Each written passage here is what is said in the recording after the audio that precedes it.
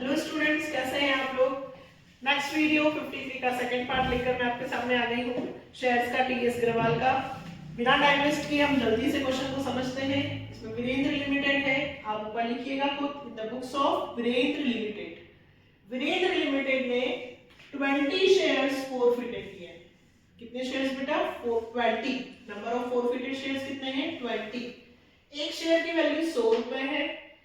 यहां बोला है 60 कॉल्ड अप। इसका मतलब हमने पुराने वीडियो में देखा है कि 100 रुपए है, पर हमने सामने वाले शेयर होल्डर से अभी सिर्फ 60 रुपए ही मांगे हैं। इसका मतलब ये हो सकता है कि हमने उसे अलॉटमेंट का पैसा मांगा, फर्स्ट कॉल का मांगा, उसने नहीं दिया, तो हमने वहीं पर उसके शेयर को क्या कर लिया? फॉरफिटेड। हमने सेकंड कॉल उससे मांगी ही नहीं, हमने उससे फाइनल कॉल मांगी ही नहीं, क्योंकि जब उसका रिकॉर्ड स्टार्टिंग से खराब हो गया है तो फिर हम उससे आगे का पैसा नहीं मांग रहे होंगे, ऐसा हम समझ सकते हैं। फिलहाल हमने क्या सीखा है कि यदि कॉल्ड अप दिया हो, मतलब हमने शेयर होल्डर से कितना पैसा मांगा, हमने 100 रुपए मांगे ही नहीं है, हमने सिर्फ कितने मांगे हैं? 60। तो बेटा क्वेश्चन 100 से नहीं होगा, बल्कि कितने से होगा? 60 से। पहला फॉरफिटेड की एंट्री हमें याद हो गई होगी अब तक, equity share capital account debit to. अब यहां पे क्या कहा गया है कि हमने 60 ही मांगे, तो 20 शेयर्स का नंबर ऑफ फॉरफिटेड शेयर का 100 से ना होते हुए कितने से मल्टीप्लाई होगा बेटा? 60 से। ये तो नंबर ऑफ शेयर्स है कि आप कितने शेयर्स फॉरफिटेड कर रहे हो? 20। और वैल्यू 100 ना होते हुए कितनी हो गई है? 60। कॉल्ड अप का मतलब समझे कि सामने वाले से कितना पैसा मांगा है। हमने कितना मांगा? 60, यानी कि 1200। अब 60 में से उसने सिर्फ 20 रुपीज ही दिए। 60 में से उसने सिर्फ 20 दिए, तो 60 में से उसने 20 नहीं दिए, तो कितने नहीं दिए? 40। इसमें से इसको माइनस किया तो नॉन पेमेंट कितना आ गया? 40। ये हमारा आ गया कॉल्स इन एरियर। क्या आया बेटा? Calls in arrear. और फॉरफिटेड वाली एंट्री में क्या लिखते हैं हम? Calls in arrear. तो यहां लिखेंगे हम कॉल्स इन एरियर। कितने से एरियर हुआ बेटा? 40। तो नंबर ऑफ शेयर्स कितने हैं? 20। 20 इंटू 40। अब इसमें से इसको हम माइनस करेंगे, यहां जो आंसर आएगा उसको हम क्या बोलेंगे? To share forfeited.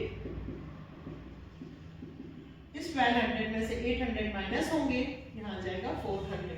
मतलब उस व्यक्ति ने हमें 400 रुपए ही दिए हैं। जो 400 रुपए दिए हैं वो कंपनी अब लौटाएगी नहीं, तो ये कंपनी का क्या हो गया? Benefit. Narration 20 shares are forfeited. Next, अब हम ये 20 शेयर जो हमने फॉरफिटेड किए हैं, इसमें से आउट ऑफ 15 शेयर्स, देखो ये एंट्री कितने के लिए बन रही है? 20 के लिए, लेकिन नेक्स्ट जो बनेगी वो सिर्फ 15 के लिए बनेगी। 15 शेयर्स को हम 60 रुपए का ही मानकर, कॉल्ड अप 60 था, अब 60 रुपीज ही वैल्यू मानकर हम उसे 45 में सेल कर रहे हैं। 60 रुपए का मानकर उसे 45 में बेच रहे हैं, मतलब यहाँ कंपनी सीधे सीधे 15 रुपए का डिस्काउंट दे रही है। रीइश्यू की एंट्री क्या होती है?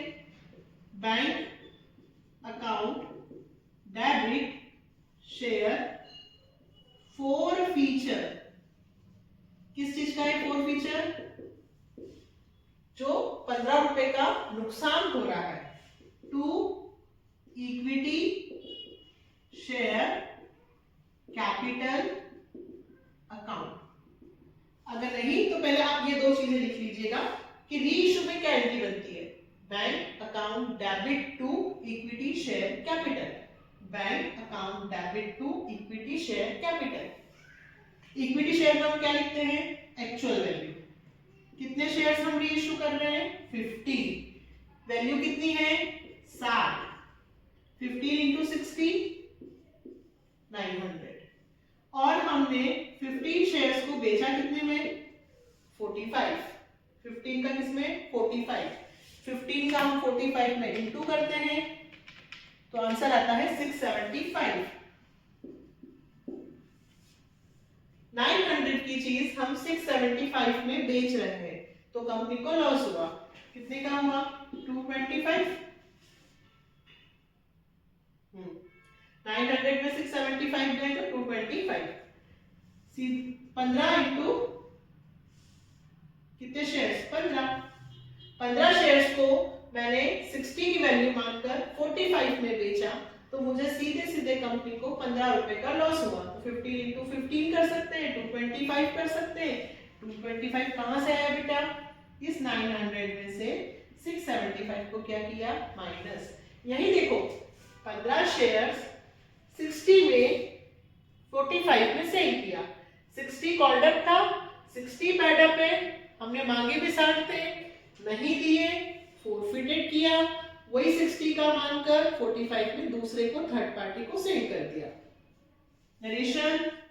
नरेशन आप लोग लिख सकते हैं जो आपने किया है वो का वही एज इट इज उतारना है इसलिए मैं नरेशन पे बहुत ज्यादा ध्यान नहीं दे रही हूं। 15 shares are reissued 60 paid up and 45 rupees per share। अब क्या करना है अब वही बात कि कैपिटल रिजर्व में कितना पैसा जाएगा। तो थर्ड एंट्री हमारी बनती है share forfeited account debit to capital reserve।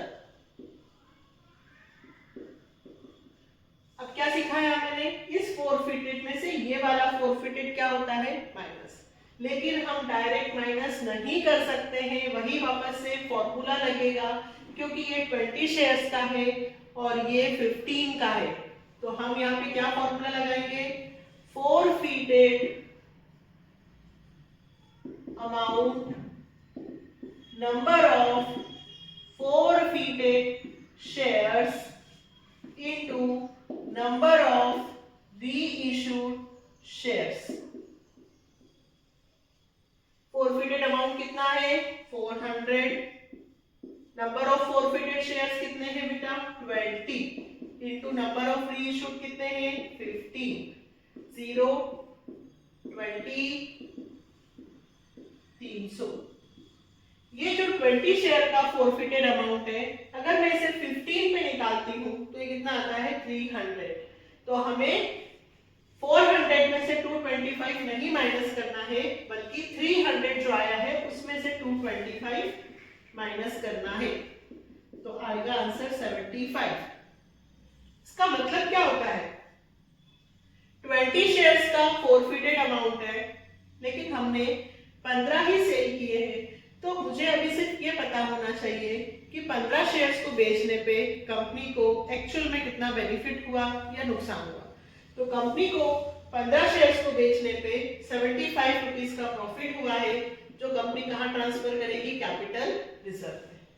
Narration मैं छोड़ रही हूँ share forfeited amount transfer to capital reserve. मैं एक जैसे क्वेश्चन आपको बार बार करवा रही हूँ लगभग मैं 7 से 8 वीडियो बना चुकी हूँ सिर्फ फोरफिटेड के एंट्री के। अगर आप ये 7 से 8 वीडियोस देख लेते हैं तो डेफिनेटली आपको फोरफिटेड की एंट्री समझ में आ जाएगी। अगर आपको लगता है कि इस पर और वीडियोस चाहिए तो मुझे कमेंट कीजिएगा मैं इस पर और वीडियोस फिर आपको बनाती हूँ नहीं तो नेक्स्ट वीडियो से हम नया टॉपिक लेंगे। ओके फिर से बताऊँ एक बार 20 शेयर्स फोरफिटेड थे 100 का था लेकिन कॉल्ड अप सिर्फ 60 थे इसलिए क्वेश्चन कितने से हुआ है बेटा 60। 100 को मैंने नहीं लिया। 20 का फोरफिटेड 15 रीइश्यू हुए थे इसलिए फॉर्मूला लगा है। बस आपको 3 बातें याद रखनी है कितने शेयर फोरफिटेड हुए हैं वैल्यू कितनी है और हमने कितना मांगा और सामने वाले ने कितना नहीं दिया। यहाँ पे जो पैसा लिखते हैं वो एरिया का लिखते हैं। 60 में से उसने 20 पेड यानी कि उसने दे दिए थे तो कितने नहीं दिए 40। ओके तो नेक्स्ट वीडियो में हम नए टॉपिक के साथ मिल रहे हैं। ओके, अगर समझ में आया हो तो प्लीज चैनल को लाइक, सब्सक्राइब, शेयर जरूर कीजिएगा। नेक्स्ट वीडियो में मिलते हैं हम। Okay, bye.